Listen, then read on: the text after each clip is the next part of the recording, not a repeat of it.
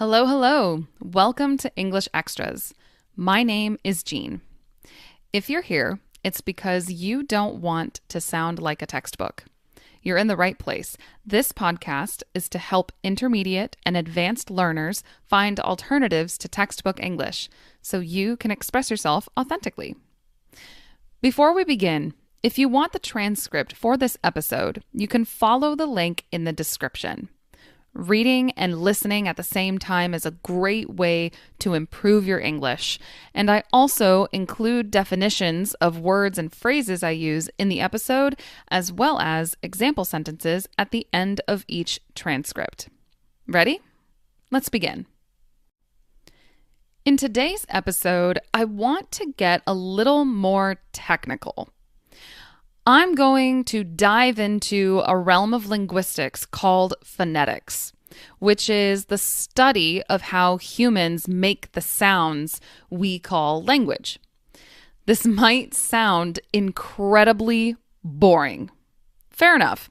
I know not everyone shares my nerdy love of linguistics. However, I'm not here to waste your time. So, even though today's topic is more technical, it's going to make a difference in how you hear and speak English. Today's topic is connected speech. Have you ever noticed how a word sounds different when said alone versus in a sentence or phrase? For example, do you hear the difference between meet you and meet you?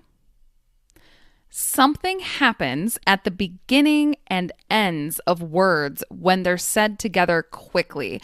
And this isn't unique to English. Every language does this. Remember, native speakers are lazy.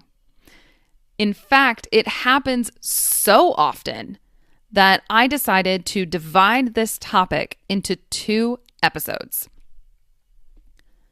So today, let's talk about some common patterns of connected speech you'll hear when listening to native speakers. The first 2 patterns fall under the same category called assimilation. By the way, I'm using the technical terms because if you want to learn more about it, it will be helpful to know exactly what it's called. The verb form of assimilation is to assimilate, which means to join together. Assimilation in the linguistic sense is when 2 sounds come together and make one new sound. The example I gave before is assimilation. Let's revisit it. Listen for the difference. Meet you versus meet you. What happened to the T? What happened to the Y? This is pattern number 1. When a T, t sound, and a Y, y sound are back to back, meaning they are right next to each other, they create a new sound. Ch. Let's hear another example. Listen closely.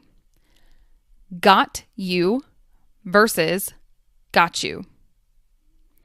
The T at the end of got disappears, and so does the Y at the beginning of you.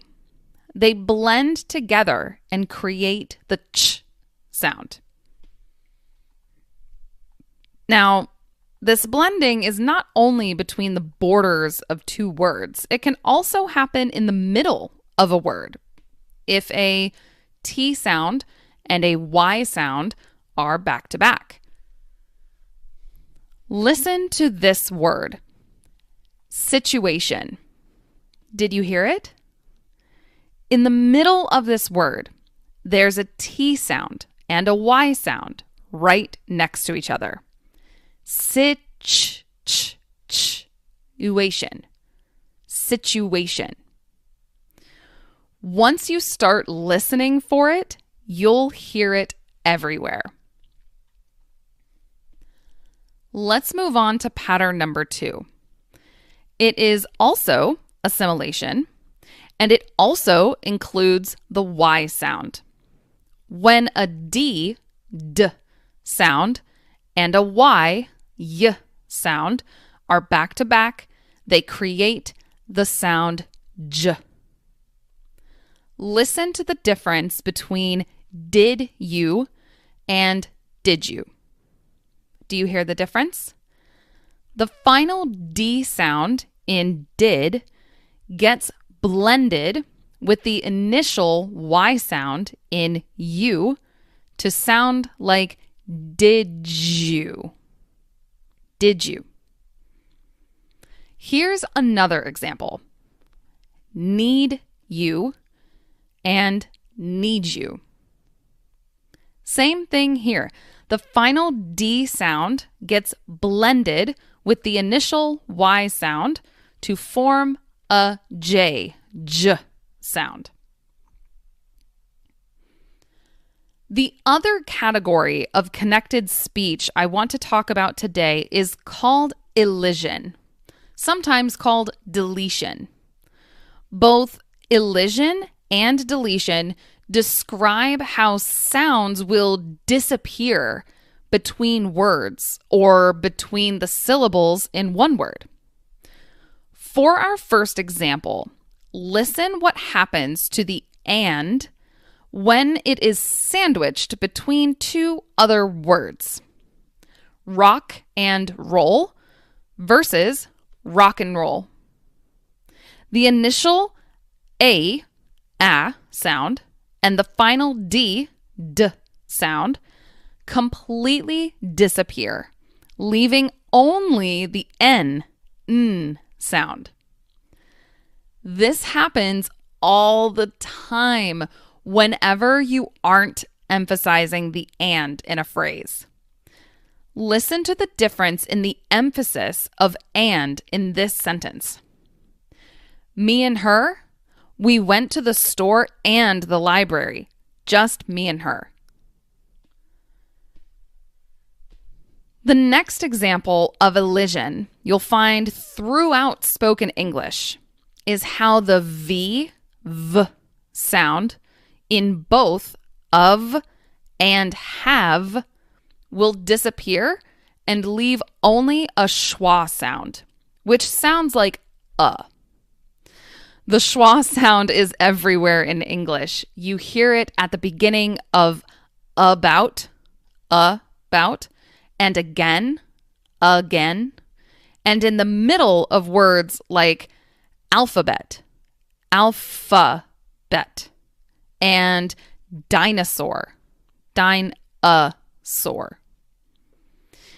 Here's some examples of how of becomes a.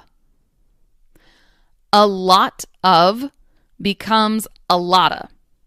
Like in the sentence, I've got a lot of things to do today. Sort of becomes sorta. Like in the sentence, I sorta like it, but not really. Kind of becomes kinda. Like in the sentence, I kinda don't want to, sorry. A fan of becomes a fanna. I'm not a fan of that. This process is so common in English, in fact, that native speakers have adapted their writing to match how they speak. When sending a message to a friend, some people will write kind of as kinda, Kinda, or sort of as sorta, Sorta. The schwa sound is often represented in writing as an A. The same process happens to have, but only when it's unstressed. In standard American English, you don't change I have to Ia. It does change, but to I've. But in certain situations, have changes to a.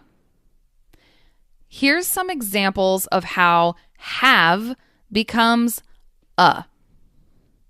Might have becomes mighta. Like in the sentence, I might have liked this cake better if it had more chocolate. Must have becomes musta. Like in the sentence, who broke your lamp? Not me. Must have been the dog. To have becomes tua. Like in the sentence, seems to have rained hard last night. And by far, the most common change with have happens after should, could, and would. In fact, this is so common that we have an expression, shoulda, coulda, woulda, which means I regret that this event happened, but I can't do anything to change it now and shouldn't worry about it anymore. Some more examples include, I shoulda listened to you. I'm sorry I didn't. He woulda tried it, but he was too scared.